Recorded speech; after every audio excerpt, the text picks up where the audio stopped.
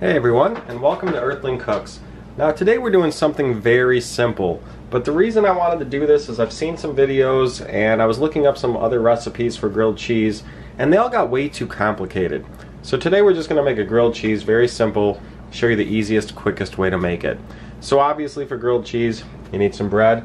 I have two slices here which I've prepped just by putting cheese in between here, and I decided to go with a slice of cheddar and then two little baby Swisses here. It's just one slice, they're just cut in two. And then I put another slice of cheddar. Usually I like 2 to 3 pieces of cheese. Usually 2's the good amount, 3 if you want really cheesy. 1's gonna be just barely enough cheesy. I find 2 to 3 is best. Now, I've gone ahead and put these inside my bread here. You can butter your bread, some people do that, but it takes longer, it's more of a pain. We'll show you how to get that butter on there really simply. So this is what I use, like I said, the baby Swiss and the cheddar. So I put those in. You are more than welcome to use shredded cheese as well. You can throw those in between the slices of bread, and shredded cheese will work just as well. Just fill up your bread with the cheese there on the inside. You can also add some bacon. This is that fully cooked stuff. That's real simple to add, or you can make your own, fresh bacon. And you can even add in stuff like this. I got some chicken breast, turkey breast, and ham. You could throw a slice of that in there too for extra flavor. Anything you want you can pretty much add to this. We're going to keep it simple today because I just want to have a simple grilled cheese. So all we need is our 2 pieces of bread, some cheese in between, and then 2 fairly good pieces of butter. I'd say about a half tablespoon each. So from here, we're all good to go. It's the simplest thing to make. Let's go to the stove and show you how we make this really quick and easy. Alright, so now we're at the stove and I have a little pan here running at just 2.5 out of 10 on my burner selector. So very low heat, medium low heat. And all we're going to do here is take one of our 2 pieces of butter and toss that in.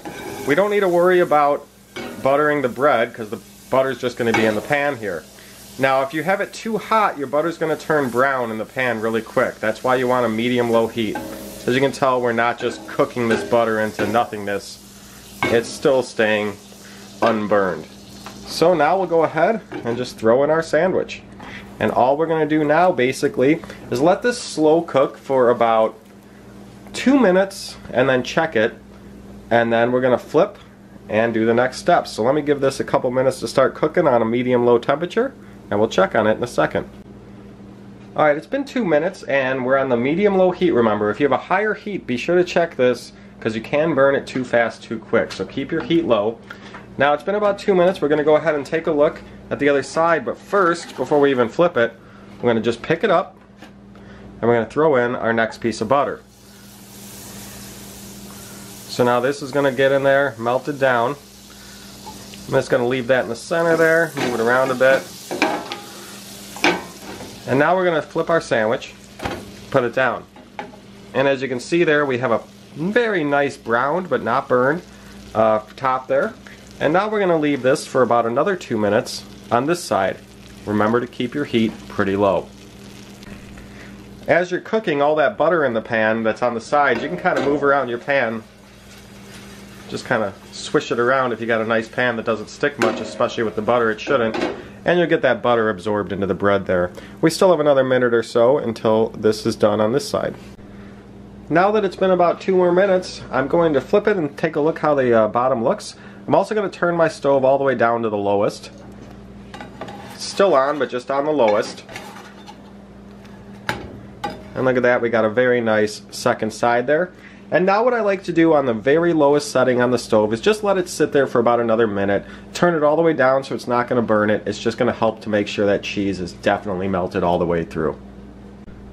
Now that the cheese is thoroughly melted, just about a minute later, we'll take it off and take a look.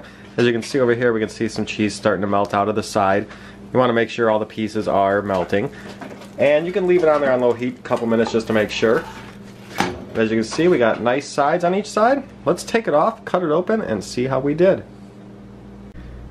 And here's our final product. As you can see, the nice cheese is gooey in there. Let's make sure we got it cooked all the way through.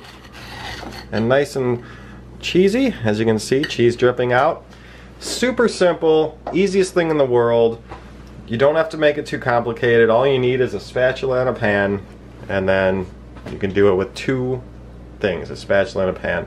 Add in some meat. If you use raw bacon, cook it first. Any of the other deli meats and pre-cooked bacon you could just throw in there with your cheese. And very nice, very fast. Nice little tasty treat. Have any questions, let me know. Give me your suggestions for things to add. Happy cooking. We'll see you all later.